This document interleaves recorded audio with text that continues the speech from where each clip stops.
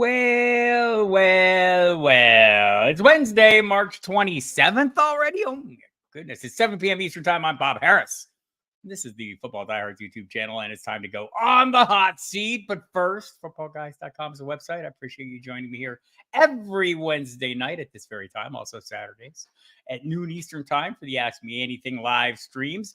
Hit the subscribe button, the notification bell, all that stuff, so you'll know when we're doing this. And if you've done all that, like us or not. I mean, like us mostly, but if you don't, hit the dislike. We just want you to feed the algorithm. That's all we care about. We're here today to talk fantasy football in particular. I need to start getting up to speed on the rookies. I mean, it's an ongoing process for me. I've been working on it, but I wanted to get into it a little bit in earnest today. So I'm bringing in someone who's ideally suited for this. You know him as the great Nathaniel Tank Polvogt. Follow him on Twitter at Nate Polvogt. You know him from FantasyPros. Fantasy football Dino. What is it? Dino Diehards? Dynasty Diehards, Bob. Diehards. I asked you for permission to use the Diehards part. You did, and you had it, but I want to get the handle though is Dino, right? FF Dino yes. Diehards. All right, yes, check that out. And you know him from Razzball as well. You know him from many appearances here and on the Football Diehards radio program on Sirius XM Fantasy Sports Radio because we have him on often because he's very knowledgeable. And hello everybody. Hi, JSC in the room first. Eric Romoff right there. Pigskin Panic, Dame, Slade, Toronto, Dave, all the best people. And more to come. So jump in, people, and hit us up. We're going to focus mostly on the rookies, but if you have some other questions, I'll try to get to them. I need to figure some things out, though, and I think the big thing is what do we got? JSC, we'll probably get to more rookie stuff today, but I mean, I'll just tell you right now, I think you make of the backfield, Zach Moss is going to be the lead piece, and Chase Brown is going to play a role similar to what he played last year. And I like Chase Brown. Thought he had a lot of speed. I think his ADP is like running back 31 right now. I don't know if I can support that at the moment. You got different thoughts. Royal Slade thinks it's going to be Brown. So I did think that until they landed Moss. They want to get more explosive. What do you think? What kind of mix do you expect? Oh, so I wrote a piece for FantasyPros, I think it was around week 12, where I said, you know what, you should go out and get Chase Brown, because I think that this is a Cincinnati team that's going to move on from Mixon, and in the event they do, I think this becomes Chase Brown's backfield. However, they signed Zach Moss, which makes me think that at best, this is a full-on 50-50 split. At worst, Moss gets the majority of the work. So I'd be really cautious with Chase Brown right now. Yeah, I was really big on this. Royal Slade, Canadian. Yes, it's true. The Canadian bias is showing through, but that's okay. But I do believe like the whole reason Joe Mixon isn't there anymore is because the explosive play rate. I mean, he was like way down since 2020. He hasn't been the explosive play guy. That doesn't mean I'm like against him in Houston because I think the volume is going to be fantastic and that's what he needs to get it done. But I don't think he was going to get it done. But that is why he is gone. And that's why Brown had what? I want to say the second fastest speed in the entire NFL last year. I think DK Metcalf bested him on one long catch. And then it was Brown on that 54-yard screen pass. And that was faster than Tyreek Hill, faster than a lot of guys that are very fast. So Brown's definitely got the speed, and he's very interesting indeed, but he's not a rookie, and we're going to talk about those guys. I want to do this kind of by position, Nate, just kind of to be organized a little bit. And I think the top guys at each position we all know pretty well, but I do want to get your takes on those guys. And let's start out with the top three at quarterback. As soon as my computer comes back to life. Isn't that the most fun? My computer loves to do that too, Bob. So, yeah, and you filled in for me on a show and I lost power. I did fill in for you, but yes, you did. Let's go ahead. Let's talk about those top three quarterbacks. And I think, like Caleb Williams, I don't think there's any obfuscation going on here. It looks like the real deal. He's going to Chicago. Then after that, it gets a little dicier with the next two, which, Jane Daniels, Drake May are the next guys up. As we see it now, do you see it the same way? Well, I mean, yes, I have a feeling that it's going to be McCarthy going number 2. It's just a gut feeling. I think he fits Washington.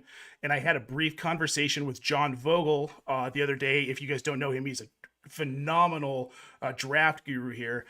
I wouldn't discount the idea, and this might sound crazy, that maybe Harbaugh does want to get his hands on McCarthy. There's no point in having Justin Herbert in that offense. I could see them moving up, but more realistically, I think Washington takes McCarthy. May or Daniels goes third to the Patriots, more than likely it's Daniels, and then we see May kind of fall back a little bit. I don't think he falls out of the top 10, however. I just don't think that there's the hype around May right now that there has been around some of these other quarterbacks. But then once you get out of kind of those top 3, 4, 5 guys, now we're looking at Michael Penix and we're looking at Bo Nix. We've seen Bo Nix on occasion here. I've seen him go as early as 12 to the Broncos, which as a Broncos fan, not an enormous fan of. I think it's more likely that Nix falls out of the first round. I think once we get out of these 10 picks, a lot of teams are looking at this class like, okay, there are other positions where I can definitely fill needs that I don't need to fill at quarterback. These are guys that will go second, third, maybe even fourth and fifth round. Nix is more likely to stay in those top 4 rounds, I think. More than likely, he's 2 or second round pick. Now, where it gets iffy is with Penix, because there's a lot to really worry about with him. Really happy feet in the pocket. He doesn't make great decisions when he's pushed outside. And when he gets pressured, there's just something that doesn't connect. So I worry about Penix at the pro level. I think a lot of these guys, at the end of the day, outside of those top 4 or 5 guys, are probably backup level. And for me, that really does include Michael Penix. Now, my sleeper in this class, somebody I really wanted to talk about, is Michael Pratt out of Tulane. He hasn't gotten a lot of love, but he did look really good at the Senior Bowl, which I was very fortunate to get to see him at the Senior Bowl. He didn't get a lot of love because Tulane, kind of a smaller school. Hey, Bob, you're back. Back. So paybacks for my power going out, right? Yeah, I'm glad Perfect. I was able to return. Uh-oh. Yes, I'm back, everyone. Hello. Go ahead. So I know I missed stuff. Tell me what I missed. I was essentially just talking about how I think the mid tier of these quarterbacks are. Once you get outside of May and Daniels, there isn't anything I'm not excited about Bo Nix, Bob. I can't get excited about him. Well, I think the JJ McCarthy thing has been like running rampant. I want to say it started with Jim Harbaugh saying he's the best quarterback in the draft. Yep. Now I feel like there's a lot of teams who are really into him secretly or not, or less secretly. I know Cecil Lammy's talked about it a lot, that the Broncos are really keen on him also, but it's like, so there's that little nest of teams there. There's 11, 12, and 13. It's Vikings, Raiders, Broncos, Raiders, whatever order, that all seem to have an interest. Give me the landing spots and who would work best there. Oh, he doesn't go that far. If we're talking about McCarthy, correct? Right. So I don't think he goes. So this is going to sound crazy, Giants? but this is something that John Vogel and I discussed on Twitter a couple days ago. What if Harbaugh really does want to have McCarthy? Already knows the offense. They're stripping down Herbert's weapons. What's the point of keeping this guy for as much as they're paying him, right? When you can get a guy on a rookie contract. The Commanders need a quarterback. Justin Herbert fits that system really, really well. Big arm, receivers and weapons. I wouldn't be shocked out of my mind if the Chargers moved Herbert and some for that second pick. So I thought about this, like I heard someone throw this theory out there a while back, just the JJ McCarthy, that he would make sense there. And I go, well, what do you do with Justin Herbert? Obviously you trade him. You can't, you're not going to have both those guys there, I don't think. And so that's interesting that you've come up with the same thing. It does make sense. Chargers are what, 5? Wouldn't have to move up much. I mean, they could if they traded Herbert. I mean, they'd have a bonanza early in the draft. They could do a lot of things. Very interesting, Nate Polvogt. All right, so you're not as big on Bo Nix. Tell me the issues. I just don't think he's a pro style. He's a pro style quarterback. I see issues with him in the pocket. And I'm going to refer to some of these guys that I saw at the Senior Bowl and things that I saw specifically in Mobile. And this goes for Nix and Penix. They have happy feet. They just aren't steady in the pocket. And when they're forced out of the pocket, any sort of pressure, they make bad decisions on the move. Penix makes slightly better decisions than Nix does. So both of these guys, if they're going to succeed, Bob, they've got to have a good offensive line. If they go into a situation like where Burrow was in Cincinnati his rookie year, both of these guys are toast. Oh, no. So, and you mentioned Penix. I think, to me, he seems like one of the most polarizing of all the prospects at this position. I know Matt Waldman thinks very highly of him. I know a lot of people think he's trash. Is that more about the injury history, or is there more to it than that? Is that an oversimplification? Well, I think there was this expectation of the fact that he took a team to a national championship, right? So you're looking at this quarterback like with kind of like glazed over eyes, rose-colored glasses, because he got the West Washington team to a national championship. But then when you actually kind of start to look at the film, watch him play, and see some of the intangible stuff, you realize that he got away with a lot in the Pac-12 and he got away with a lot in college. Stuff he's not going to get away with at the NFL level. And I think that goes for a lot of these guys. But for Penix, there just isn't a whole lot else there. He's got a medium strength arm. He doesn't have a cannon like Joe Milton.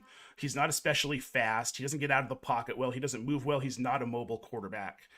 And those things are going to hamper him at the pro level if he continues to make mistakes. What if he landed in Seattle for some reason? I think this is totally went off the table, by the way, when they landed Sam Howell, right? But I mean, Ryan Grubb being the offensive coordinator there, Geno Smith, apparently not 100% locked in there. Well, yeah, and I think Penix is one of those guys that I would like to see him have a year or two to adjust to the pro style, adjust to the NFL speed. A lot Ryan of Grubb, the coordinator. I mean, he knows the offense and he's ran it successfully. Exactly.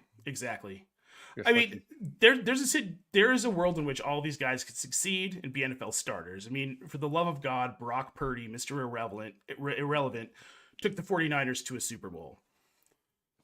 I just think that it's going to be far more difficult for guys outside of McCarthy, Williams, May, and Jaden Daniels to succeed at the NFL level. These are guys that shouldn't be going as first-round picks, in my opinion.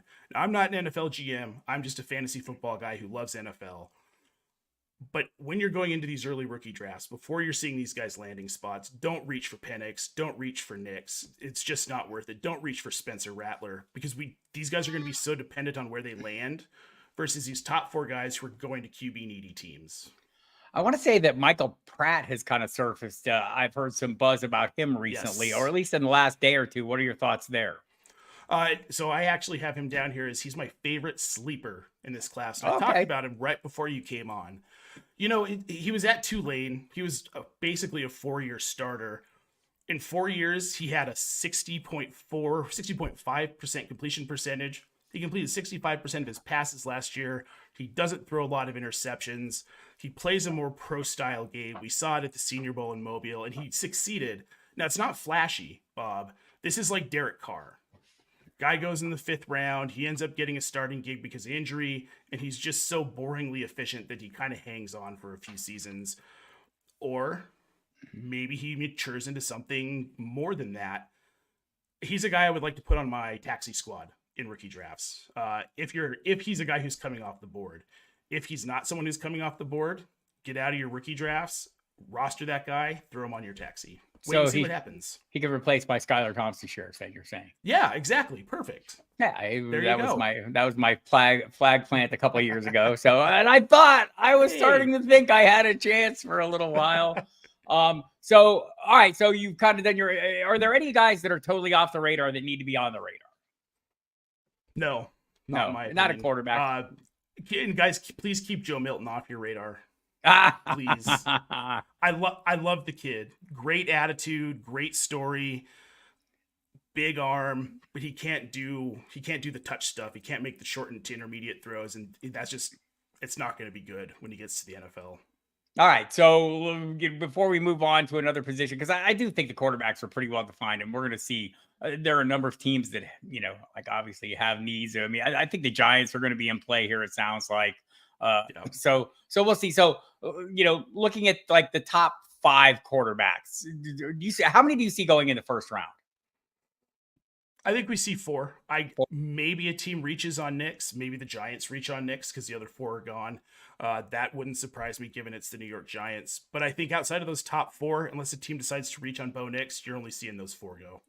All right. Well, let's move to wide receivers because I think that's, the meat and taters of this draft. It's the meat and tater of many drafts, but I mean, this year seems to be even more so.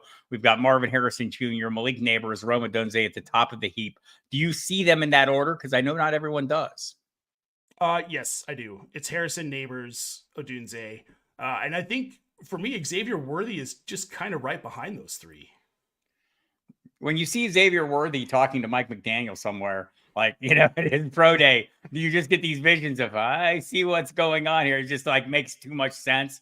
really nice piece, by the way, by Jordan Rodriguez, the Athletic, talking about the way that Mike McDaniel designed his offense and how every single team is now trying to copy it. But the way the motions worked, where you're getting your speed guys in motion, working at full speed, right?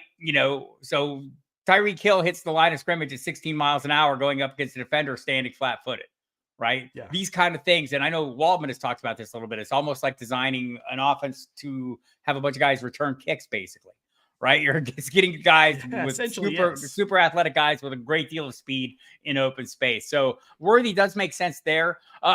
So a lot of people, I mean, I think, it's widely assumed the Cardinals are going to go after Marvin Harrison Jr. I've heard some discussions to the contrary in recent days that maybe they prefer a bigger body and maybe a trade down. They can net some capital, or maybe a trade down and then a trade back up, right? Like that's kind of a Monty Austin Fork kind of move there. So do you think it's just locked in? It should be Marvin Harrison Jr. if the Cardinals are there and nothing else happens? I do. I'll be interested to see what does happen, because we've heard that there's rumors that they're going to move Kyler Murray to Minnesota, which I don't know how much truth there is to that. This time of year, people just get bored, right? But if he's there, I mean, they have to take him. Put him in that offense. Are you kidding me?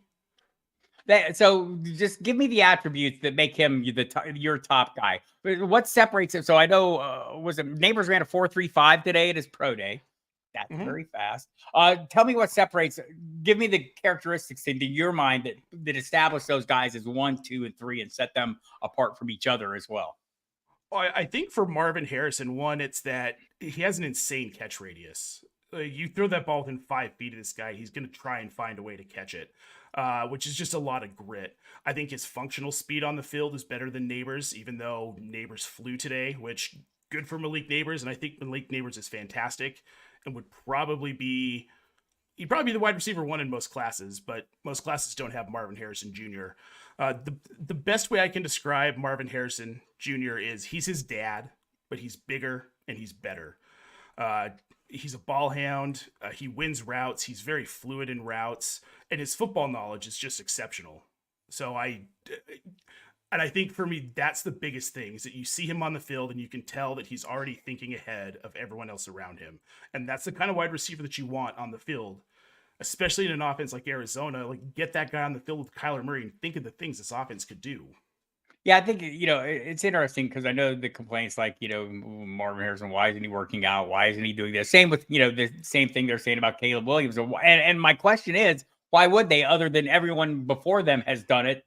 And maybe none of them needed to either, right? I mean, I just think we're seeing changes in the way things operate. These kids are coming in with a pile of cash in their pockets. Yeah. They don't have to do anything. I totally get why, if you're Caleb Williams, why am I doing a physical for every damn team? They cannot all draft me, right? It reminds me of something I talk about a lot, just in terms of the, all the hype leading up to this. We'll be hearing things for the next month that 99% of it cannot come through, right? 99% of it won't be true. And so I feel like we're getting a little overwrought when these kids, take a little control of their situation and put a little pressure on the teams who have had the upper hand all along.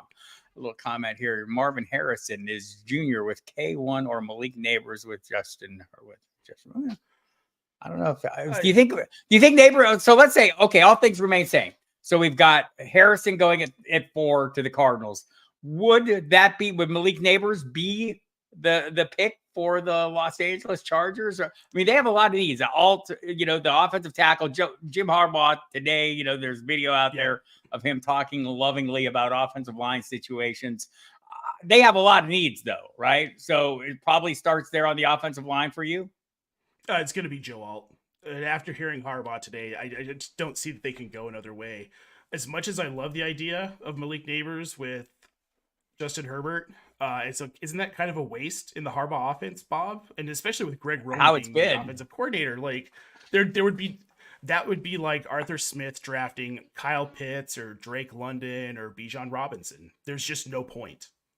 Yeah, this is an interesting, and I'm with you there, and it doesn't make sense to me, but I also wonder if we're not like overplaying this a little bit. Like, we can go back, and I've talked about it before, like, We could look at the Harbaugh at San Diego State with Josh Johnson. We could look at the Harbaugh at Stanford with Andrew Luck.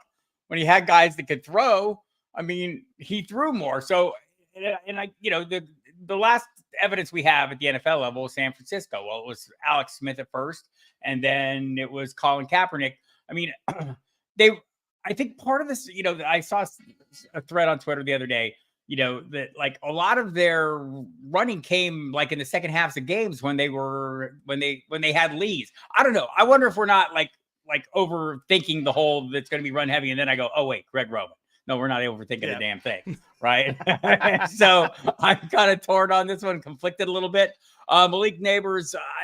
So here's a little comment here. Malik Neighbors is a better all-around athlete, and he lands in Arizona, and they keep Kyler Murray. So I have seen people who would throw out that they want a more physical presence at wide receiver, like maybe even Roma Dunze in Arizona, which is why I suggest the move back and then move back up. Maybe move outside the top 10, and then when you think your guy's going to go. Tell me why Laub is among them. Our buddy, the gridiron scholar, John Laub, likes Malik Neighbors. There are people who like Neighbors more. Why would that be? I think part of it's the LSU pedigree. I mean, obviously, we've seen the receivers who've come out of LSU recently, and they've been game-changing athletes. I think the speed is kind of enamoring, but remember, that speed only matters if it's functional when they're on the field. And he's flashier than Marvin Harrison. He's actually doing pro days. He's actually testing, so we're going to see some of this stuff. So I think that bumps up the excitement on a player, gets you a little bit more excited, and if you were close on the two, now that you've seen a little bit more of Malik Neighbors, you can say, okay, well, I think Neighbors is better because now I've seen more of him more recently. And that's how the human brain works, I think. And I don't fault people who want to say that maybe Neighbors is over Harrison. We're all wrong sometimes, Bob. Yeah, it's true. And like often about rookies, because we're predicting landing spots that we don't know are going to happen. We're looking at circumstances, coaching, scheme fits and things that maybe seem better on paper than they end up being in real life. And sometimes guys come on faster than other guys. Jackson Smith-Njigba would like you to know he's still very good. He just needs more opportunities. Maybe he'll get them this year, but he did it last year, right? And I mean, I think that was and other guys did. And some of the first round picks turns out couldn't catch.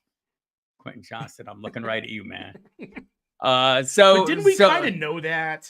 We kind of knew that, Bob. I feel like a lot of people knew that. It was certainly something I heard. So we look at that top group, and then there's another, the next tier is kind of an interesting group. And I mean, people, whether it's, I've been doing a lot of fantasy drafts. You mentioned Xavier Worthy right there in the next group. Troy Franklin, Brian Thomas Jr., I've seen go in a lot of drafts. I watched a mock draft on NFL Network last night where Daniel Jeremiah cannot say enough good things about Ladd McConkey, who he thinks probably deserves to be ranked much higher than he is.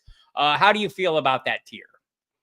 So I am going to start out with Ladd McConkey because I really, in my show notes right here, there needs to be more discussion about this kid.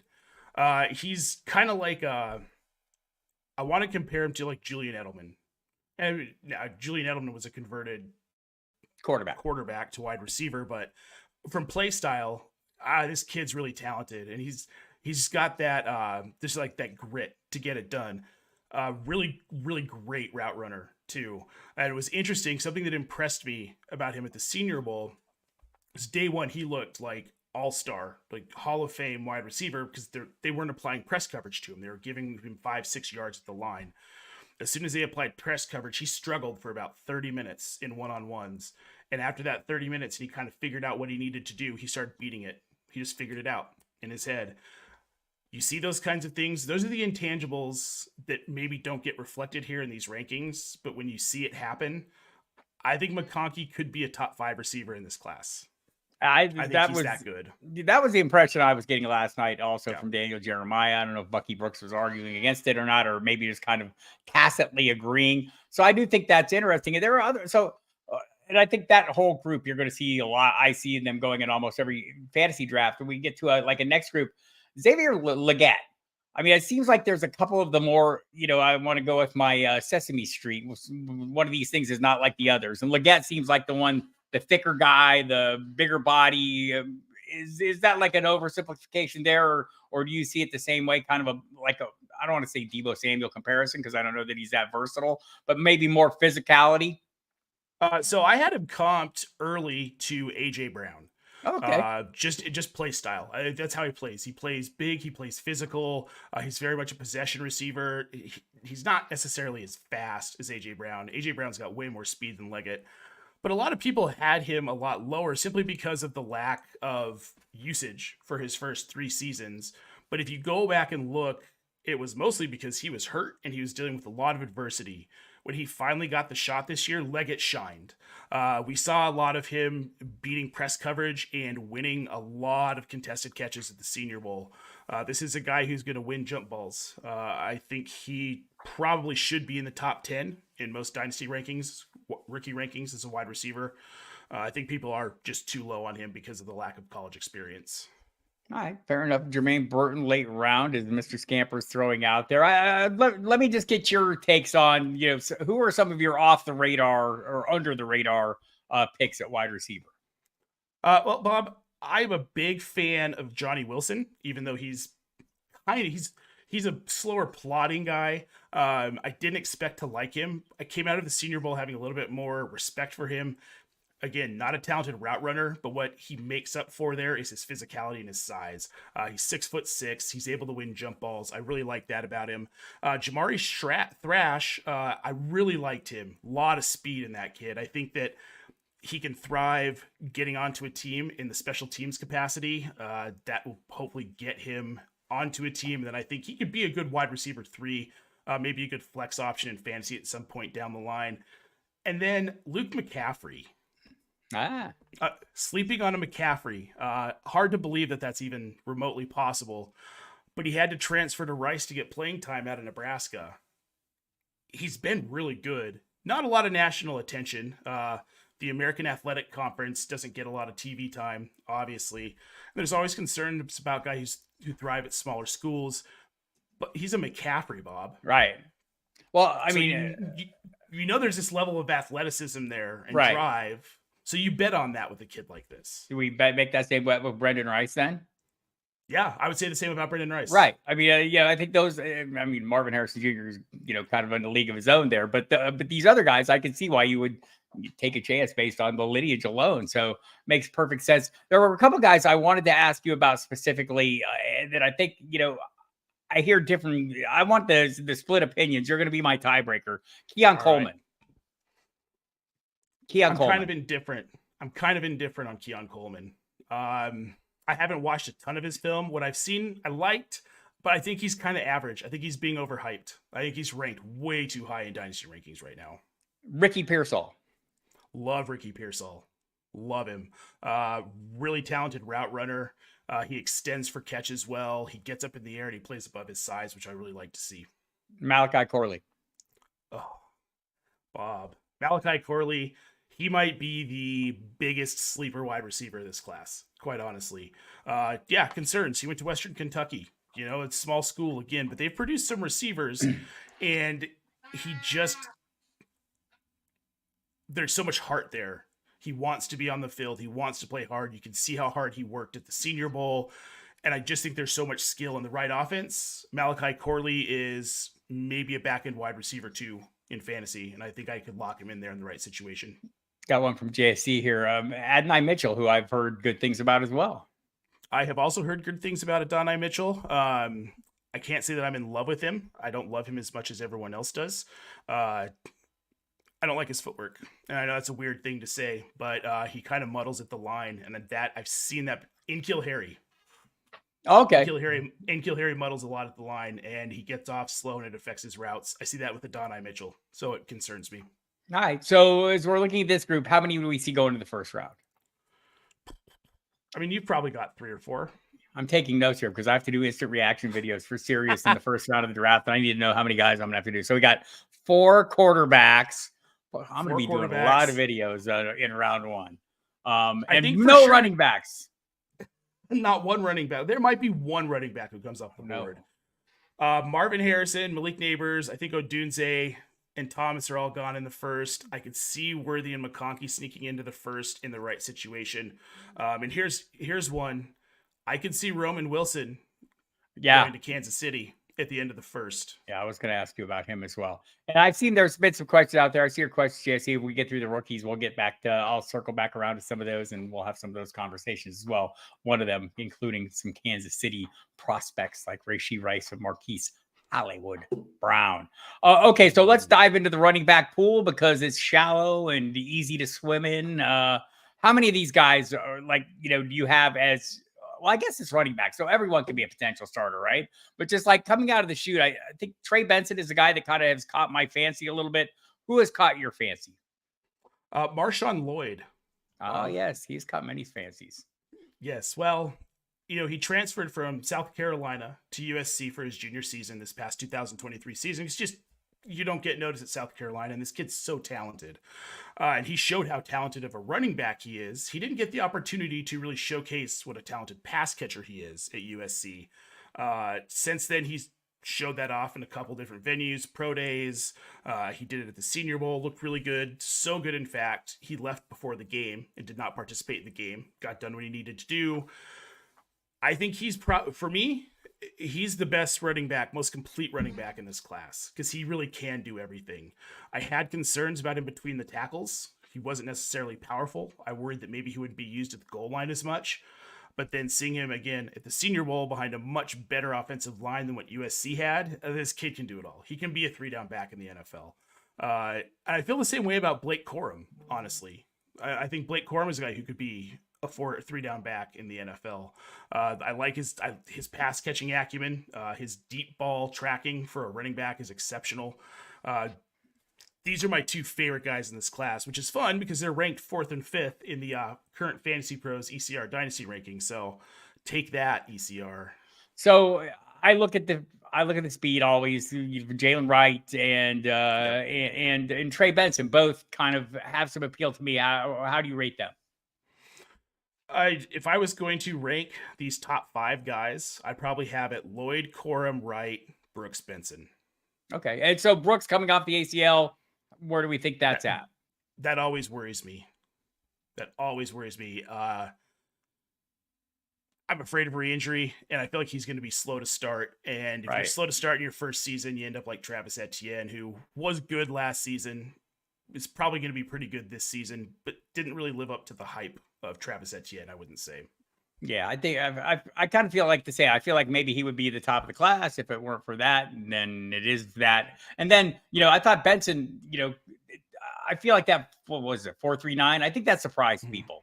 Should it have surprised us? Probably not so much. I mean, we knew he was fast, right? So you can never tell how fast these guys are when you're watching them in a game. And I can't stress this enough for the people who get so hyped about these 40 times. They're important.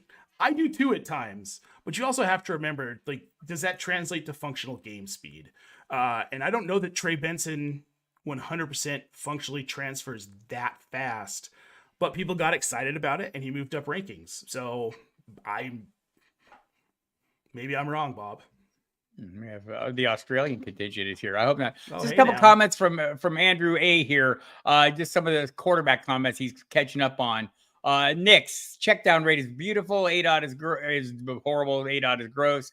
JJ is for the Mark betters. It's for Mark betters. One bill expected profit. I'm not sure I understand you there, Andrew A. Penix the best thrower in this draft. I mean, I think that's kind of the thing I've heard.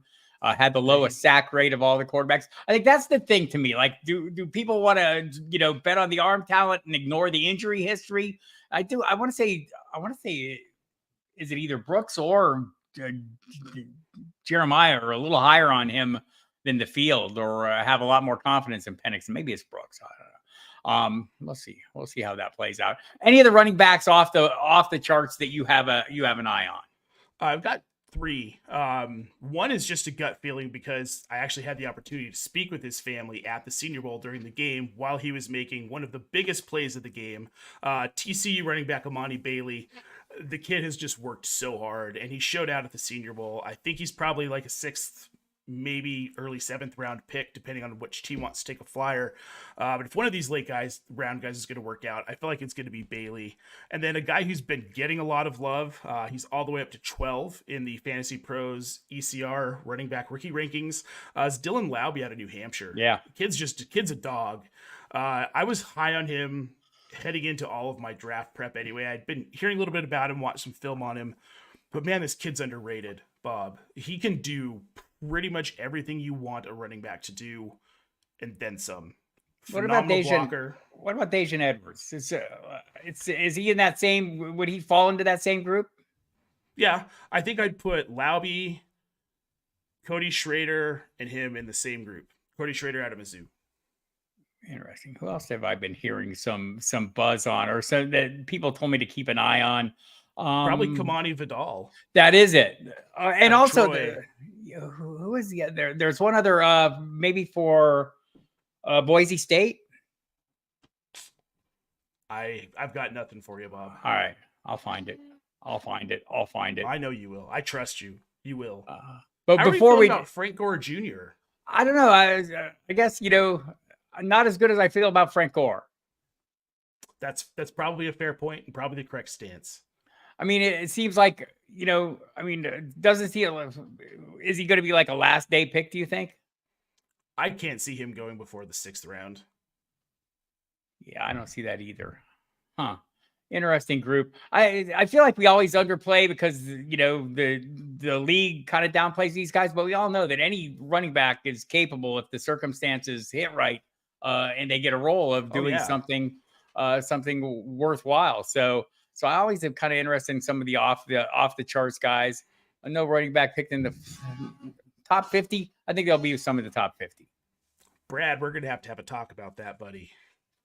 I think some of the top 50 for sure. The tight end position seems like it's a thin line at the top. Do you see it otherwise? No, it's not great. You've got Bowers, who's phenomenal. But really, what are you getting out of this tight end class once you get past Bowers? You got Jatavian Sanders out of Texas, probably solid locked in tight end too. But then you get into this like weird, because those guys are both in a tier on their own, right? Bowers is completely separate from everyone else in this class. But then you've got Ben Sinnott, Cade Stover, Theo Johnson, Jaheim Bell. At that, you get to that point, they're all interchangeable to me. I don't think there's enough of a difference between them to really differentiate them or order them. Maybe put Sinnott at the top of that group. But everybody else, I just don't think there's any real difference between these guys. Seems like Sanders is getting a little bit of steam right now. I don't know if that's a real thing or not, but it seems like people are starting to push him a little bit. So Bowers, how good is he? He's really good, Bob. We've got teams talking about taking him. We've heard rumbles that he could go to the Chargers. Chargers at 5. Yep, I've heard that as well. I've seen him mocked to the Broncos at 12. We've seen him mocked all over in those first 15 picks. So yeah, he's really good. Let's just hope that Pittsburgh doesn't find a way to trade up and grab him, right? I've talked to Andy Vasquez from NewJersey.com, NJ.com, and he thought the Jets might consider that move. He feels like they're going to go wide receiver, but the tight end wouldn't be out of the question either. And this for a team that just added Mike Williams, running him out on that. Tight end. They could use a tight end for sure. So we'll see that. Tyler Conklin investors cursing quietly under their breaths. So just in general, as you look at this draft class compared to recent draft class on the whole, this seems to have a little more fantasy value, mostly because all the higher end quarterbacks and the wide receivers seem to be locked in. That seems to be the thing. Like everyone's chasing quarterbacks. It's the position of scarcity in the league, but it seems like there are more. How do you compare this year to what you're seeing just off on the horizon for next year at quarterback? I think next year is going to be a much weaker class. So the sense of urgency, that's part of the sense of urgency. Yes. We get running backs get better next year. So I think maybe Brad's not totally wrong that we see one back or two backs go in the top 50, but nobody's excited about this running back class. We left it to almost last here. So yeah, teams need a quarterback. So I think we're going to see some teams reach. I could see Spencer Rattler going in the 2nd round. Where was Stetson Bennett go this year? Oh, Bob. What happened to 7th that round. guy? What happened to that guy? I don't, I really liked the landing spot. I liked him with the Rams because I thought, okay, well, he's very much a Matthew Stafford type. Then where was he all season? Yeah, the mystery is continues. I know they talked a little bit about him at the combine, saying he would be back in the building, but he was not in the building all last year. I have him. He is at the bottom of some of my. He is Scampers verifying that, and that's what I'd heard. Right. I just don't know what's going on. Roma Dunza, the lowest drop rate. Oh, yeah, that's crazy and best. So I've heard some talk. The Cards, like I've heard the Cards that he's the kind of receiver they would be interested in. Right? They could do that, right? Like they could land 2 high-end receivers, could they not? They also have a need for 2 high-end receivers. Michael Wilson notwithstanding. And and Gannon's talk about lighting the Dortch this week, I'm probably not going to get overly enthusiastic about. We've all been burned by the Dortch stir before. So yeah, don't get hyped on that. I got burned. Well, I never did. I remember when Dortch was Rondale Moore.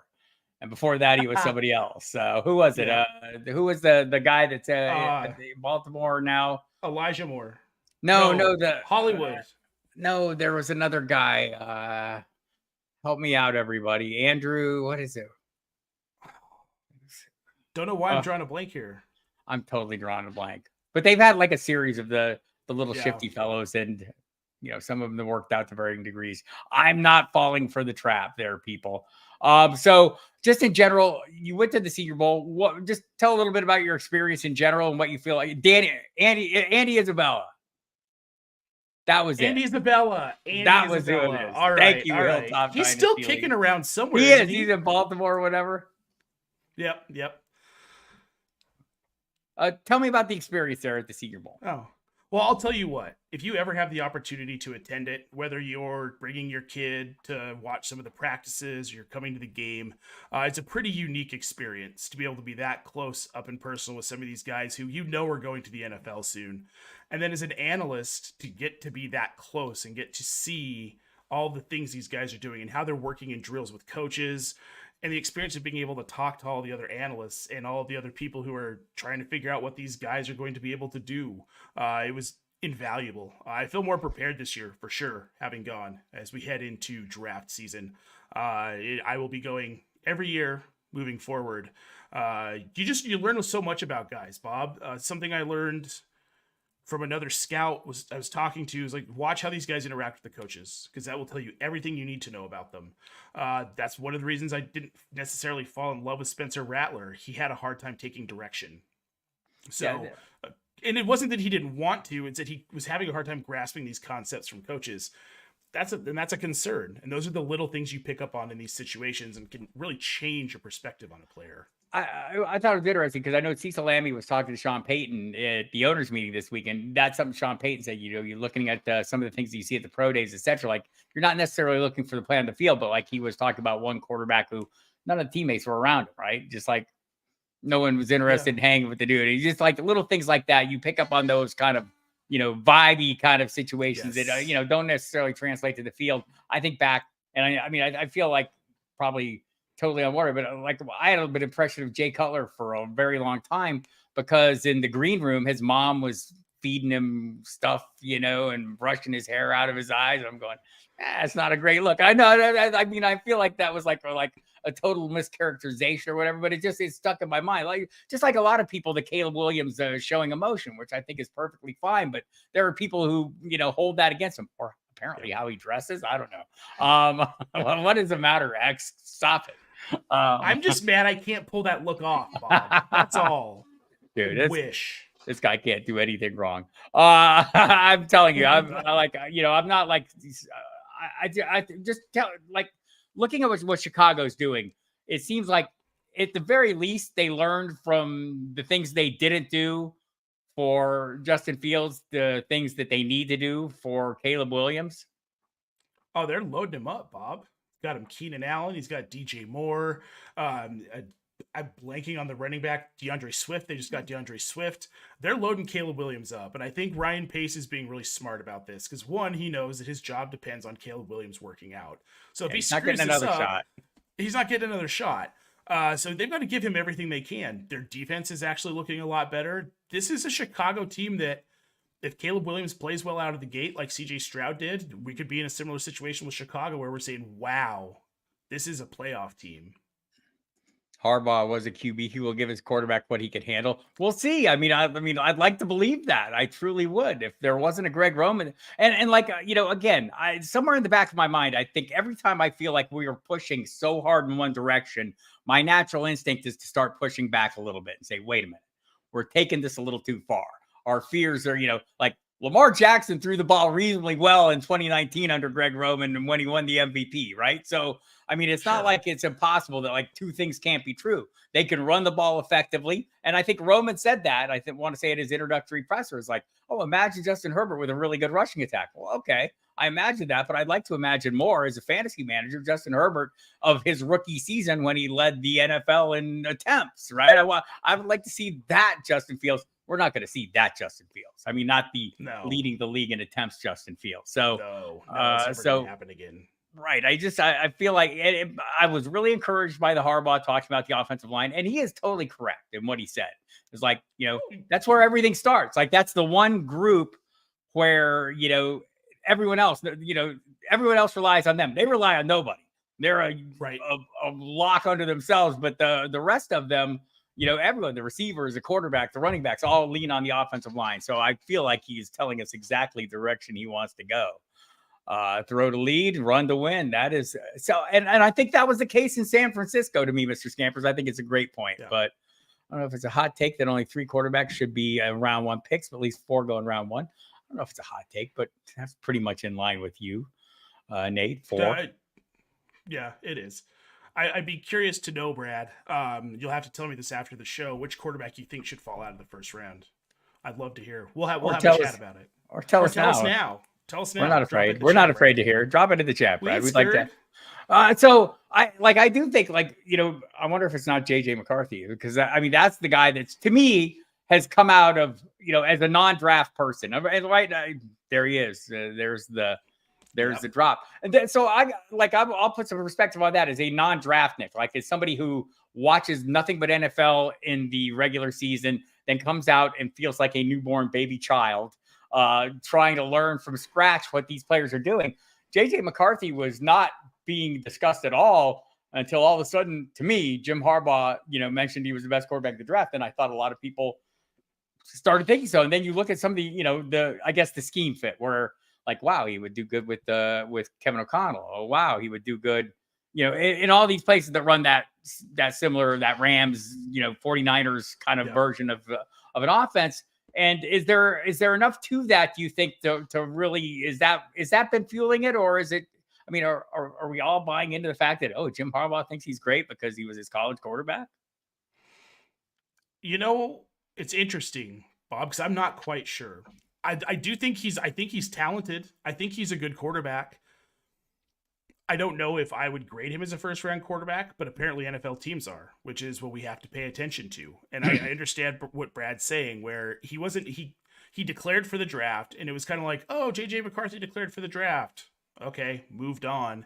And then Harbaugh made his comments, and all of a sudden, JJ McCarthy is getting mocked. All hell broke top loose. 20, right? And we're at the top 15, and now we're talking about him going first or going second overall. So, is it possible that spurred people to re-examine, watch more film, take a second look, and say, you know what, I'm starting to see what that is, and maybe it makes a little more sense. Also, is it also possible that everyone's just lying through their teeth right now? Everybody could absolutely be lying through their teeth. So I want to point out a comment that Andrew A made in the chat where he said Harbaugh will give his quarterbacks what they can handle in relation to Justin Herbert. So what does that say about JJ McCarthy then? He didn't give him very much, did he? He didn't give him very much. So are we saying that JJ McCarthy can't handle it? Because if that's the case, is Jim Harbaugh throwing that statement out there to throw everyone off his scent and have someone else draft him way too high and waste a pick? Here's another Lad McConkey. The buzz is increasing for him again as a non-draft Nick, because you're trying to pay attention to sort through these things and try and figure things out. And like, I don't really feel like I need to figure all this out. I feel like this will all get figured out for me starting April 25th when they put helmets on them and I see which teams they go to. But I do want to have a good understanding of what, of what the capabilities are. And so I can at least hit the ground running when that happens. Also, I'm in leagues that draft. I mean, not just best balls. I'm in a dynasty league that drafts rookies before the draft. Right. So I need to have at least some information. The big yak guys will thrive with the hip drop change. I mean, I think a lot of people think everyone will thrive. How do you feel about that rule change? I don't know how people are going to tackle anymore. I mean, I understand the safety concern, but also at the same time, this is a dangerous sport. It's football. Guys are going to get hurt.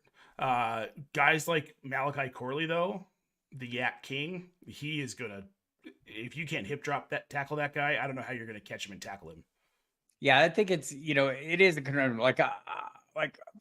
There's two things can be true. I want them to play football because I'm an old person who likes his football. Also, I'm a fantasy player who likes his players on the field. Right. Yep. So, when I lose a Mark Andrews or a, player of that along, that you made these investments in, you hate it for the player as well. But I mean, we're talking from a fantasy perspective. You hate to see it. But also, like, I heard someone ask, why would the NFLPA be against it? Well, because half the people they represent play defense. Right. I mean, it's getting very difficult to play defense in this league. Scoring was down a little bit last year. And I think that's interesting by itself. But I mean, the NFL wants this to be a high scoring league. They want things to be crazy every week. Yeah. I don't think this has anything to do with making it crazy. I think the kickoff rule might, but the kickoff rule, we're going to see some returns. That'll be interesting again. Could you imagine Devin Hester in this kickoff world, this new kickoff climate? Oh. Yeah, well, someone on Good Morning Football today was saying, like Devin Hester is coming out of retirement to get one more lick at this thing, right. Which he is not, but that would be interesting. No. That would be he's going in the Hall of Fame this year, right? Yes. Yep. I remember that correctly. All right, a couple questions that we had from JSC before we get out of here. And I want to thank you, Nate Polvogt. Everyone, you should check his work out if you don't already. Follow him on the X Machine. I do, at Nate Polvogt. You can see it right underneath his. It's right there. And follow him. FantasyPros, Razzball. You see it on the hat. Fantasy Football Dynasty Diehards. Get a nice little podcast thing going there. So check all that out. Go hit on his X page and see all his affiliations and check him out. He's great. Like, I like a lot of people in this business. You sit here and you have the chats with me. You see that I'm friends with a lot of people. Nate is golden. Nate's up in the top of the list. So appreciate your time always. That means the world to me, man. All the willingness to come on to the radio. Any chance Chuba Hubbard has something to prove with Miles Sanders' experience in Carolina, which just wasn't. So what do we think? Is Chuba Hubbard the next Kyron Williams? I wouldn't go as far as to call him the next Kyron Williams, but I like where your head's at with this because, yes, Chuba has something to prove. Miles Sanders, forget that didn't work. And if you would have listened to me last offseason, I would have told all of you, excuse me, Miles Sanders isn't going to work. Chuba Hubbard, though, he came on late last season. When he finally started to get more work, he looked really good. You're too low on him in Dynasty. Go out and target Chuba Hubbard. I think he's due for a comeback this year, or for a breakout, I guess, in general. Contrarian view, and I'm just throwing this out there because you see Dave Canales come from Tampa Bay. We saw Rashad White's role as a receiver. Is Chuba the receiver that Sanders has been? We saw Sanders in his rookie year. The Philadelphia Eagles had a raft of injuries at wide receiver. He was their best receiving asset and their best playmaker down the stretch. Could we see Sanders maybe gain a little ground this year? If he can stay healthy, isn't that always the concern? Probably so. I mean, I feel like the same about DeAndre Swift in Chicago. Yep. I wonder if we're not going to see a move there. Like, is Dallas going to make a move for Khalil Herbert? Dallas still not having running backs. All right, here we go. Hollywood Brown versus Rashee Rice. I don't even know if it's a debate. I think Rashee Rice remains the primary piece, but oftentimes I like to draft the cheaper piece. I've talked about this. I see Marquise Brown going, I want to say, as a, right at the wide receiver 3-4 borderline. Look, I was drafting Kadarius Toney as a wide receiver 5 based on nothing other than he played with Patrick Mahomes. I'm pretty sure I could go with Marquise Brown as a wide receiver 3 for that same reason, except he's Marquise Brown. How do you feel about him? I'm Team Rashee Rice here. I have sure. But and so much so, yeah, Hollywood Brown's the cheaper play. Right. And I don't hate him in this offense. I think that there's value to him. Wide receiver 3, wide receiver 4. I don't hate that. That said, I'm willing to reach on Rashee Rice at this point. I think he is that good in an offense that is going to favor his skill set. And a year in, I look for him to be a wide receiver 1 this year. Yeah, like I think you're having to draft him like that. And I haven't seen Marquise, the Hollywood signing, slow that at all. I've seen Rice going way higher, almost, like I want to say higher than I'm comfortable drafting him a little bit. There are other players I still like, I've seen him go in some drafts ahead of Stephon Diggs. Look, I get it. Stephon Diggs had a horrible year last year. I find myself with a lot of Stephon Diggs because I'm getting him in the 3rd round thinking, let me ask you this. If in 5 years we're talking about Stephon Diggs, is it not possible you say, remember that one like stupid stretch in the middle of 2023 when he couldn't do anything and then he was great again afterwards? And I mean, I don't know that he's done. I don't know that he's cooked. I'm not sure what, maybe we'll hear some explanation for the downturn beyond just Joe Brady, because I think it's a multivariable equation. I don't think it's a single thing. But man, it was so bad. It makes me feel like there was just something totally off and he could come back with a vengeance this year. I see you are skeptical of this. I am. And it's only because we saw that downturn 2 years in a row, starting right around that same week span, week 12, 13, 14. And then he was bad in the playoffs both years. So that does concern me. And I think it concerns the Bills too. And I think they're not done making moves. I think we're going to see Kincaid get an uptick in volume. And I think we're going to see Diggs take a hit in volume. I don't think they're done bringing in receivers either. I think they could bring someone else to compete with Diggs. His attitude hasn't been the best. You're fighting with your quarterback. Like, that becomes an issue at a certain point. We're going on 2 seasons of this. Right. I felt like there was a period where he seemed to be totally in sync, right? The first couple seasons where not just on the field, but off the field. It seemed like there was a real camaraderie there. And it seems to not be there now. And whether that has to do with, on-field production or something else off the field, I've heard some interesting rumors about that just seem totally off the charts weird. So I won't go into them, but there's things going on there that are beyond just the change in coordinator. I think people like Jalen Wright just fine. I mean, he's young, but he's fast. I love Jalen Wright. I was bummed he was supposed to come to the Senior Bowl and he pulled out last minute because of an injury. Wish I could have gotten to see him, but he's good. I like him a lot. Is he in every down? No. He's not a 3rd down back. He's not a short yardage guy. Any IDP players? Check out our contest stickers. CFL Rookie of the Year last year. Somewhere Mike Dempsey's ears pricked up because somebody said IDP, like in something above a whisper. What? Hey now. All right, Nate. Tell what do you got going on this week, or what do you got going on? What do people need to look for right now? Well, you can check me out live with my co-host Matt Chester on Dynasty Diehards this Friday. We're on the Razzball YouTube channel. And then we have our own YouTube channel for the Diehards going. If you want to check that out, we've got some more shorter form content going on there that will not be on Razzball. And I'm going to be back writing for FantasyPros next month. Excited about that. And onward and upward, Bob. All right, I'm Bob Harris. I'm sorry I missed the start of the show. I feel like I've been off my game ever since, but here's the thing. You should try restarting your computer like more than once every 5 weeks. That's probably a good idea. Well, it's funny you mentioned that because I restarted my computer this afternoon because I was like, well, I'm going on with Bob, but I don't need any computer problems. So I'm just going to go ahead and restart it. And well, I appreciate you now. We are now even on the filling in. And so we'll have you back again very soon. You can hear me, everybody, this week.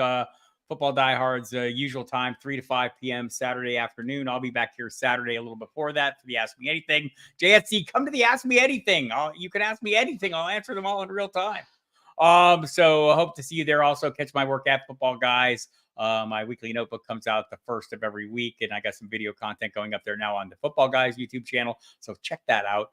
Like me, subscribe to me, do all those things because I'm really needy. Okay, not really, but you're supposed to say that. Thanks, everyone, for coming. We will see you all back here on Saturday. Thanks, Nate. Of course. Thanks for having me, Bob.